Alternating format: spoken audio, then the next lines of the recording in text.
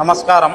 బాలకృష్ణ గారు సైకోనా కొడుకు అని చెప్పి చెప్తున్నారు కదా, నిజం మీ అభిమానులు అడిగితే మీ అభిమానులే చెప్తున్నారు ఎవరు నిజమైన సైకో ఏమి అనేది.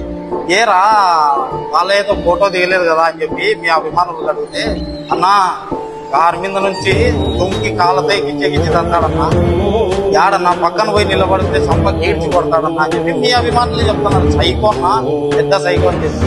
హిందూపురంలో ఎంతమందిని కొట్టితో ఫోటో దిగేసి సర్టిఫికేట్ ఎవరుకుంది? సైకో సర్టిఫికేట్ నీ దగ్గర సర్టిఫికేట్ చేసుకోండి. నువ్వు మళ్ళీ జగనన్నకి సైకో అంటావు.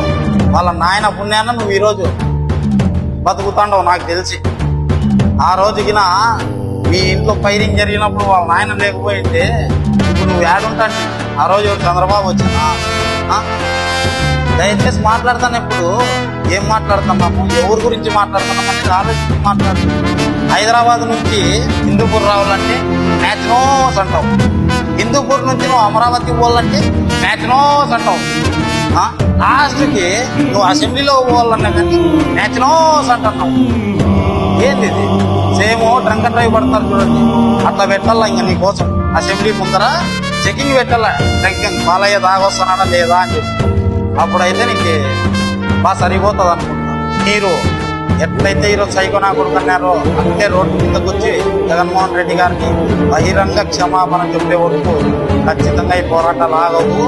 మీరు అనుకుంటున్నారేమో, ఖచ్చితంగా మీరు బహిరంగ క్షమాపణ చెప్పే వరకు ఈరోజు అధికారం ఉంది కదా అని చెప్పి మీరు మాట్లాడింది. 150 సీట్లు మాకున్నప్పుడు మీరు మాట్లాడినారా? యాదో మూలను కూర్చుంటాంటే పోతాంటే. బాలయ్య గారు జూనియర్ ఎన్టీఆర్ని తిట్టినప్పుడు ఏం చేస్తాను? అప్పుడు లేవన్నోరు ఇంటికి లేస్తాను. మీరు కాదా ఎన్టీఆర్ ఫ్యామిలీ కాదా? నందమూరి ఫ్యామిలీ కాదా? నందమూరి బాలకృష్ణ అని పేరు పెట్టుకున్నావు, కానీ నువ్వు చేసేటివన్నీ నారా ఫ్యామిలీ మొత్తం అంతా వ్యవసాయం చేసుకుంటున్నావు, చాకరీ చేసుకుంటుంటావు. కొద్ది చాకరీ ఊరికే నందమూరి ఫ్యామిలీ అని తీసేసి నీ పేరు నారా ఫ్యామిలీ, నారా బాలయ్య అని సరిపోతుంది. హిందూపూర్లో ముస్లిం మైనారిటీలు ఎక్కువ. ఏమి మైనారిటీల గురించి ఒక రోజన్నా నువ్వు అసెంబ్లీలో మాట్లాడినావు. జానపోతే మౌజన్లకు ఇమాంలకు కనీస వేతనాలు నెలకింత అని చెప్పి వేస్తాను గత ప్రభుత్వం. మీరు ఇంకా పెంచుతామన్నారు, దాని గురించి ఏమన్నా మాట్లాడుతున్నారు? కనీసం 50 శ్మశాన వాటికలు ఉంటాయో దాని గోడలని బయలుపోయి హిందూపురం, దాని గురించి ఏమన్నా మాట్లాడుతున్నాం? మైనారిటీల గురించి కనీసం హిందూపూర్లో రోడ్ల పరిస్థితి ఏంటి, విద్యార్థుల పరిస్థితి ఏంటి, అంతమంది రోడ్డుకి ఎక్కుతున్నారే వాళ్ళ గురించి మాట్లాడుకోకుండా మ్యాక్సిమం మందు తాగి ఏంది జగన్మోహన్ రెడ్డి గారు? నీకేమన్నా ఉంటే హిందూపూర్ సమస్యల గురించి పోరాడు గట్టిగా. ఎందుకు పోరాడవు? ఆ పక్క బంధువులు కావచ్చు, ఆ బంధుత్వాన్ని పక్కన పెట్టి గెలిపించిన ప్రజల కోసం, హిందూపూర్ ప్రజల కోసం గట్టి పోరాడు. దాంట్లో న్యాయం ఉంటుంది. 10 మంది నీకు కానీ సపోర్ట్ వస్తారు. ఇట్లా అన్ని తిక్క చేసుకుంటా, ఇట్లా అభిమానులు ఇట్లా చేస్తే ఎవరో సపోర్ట్.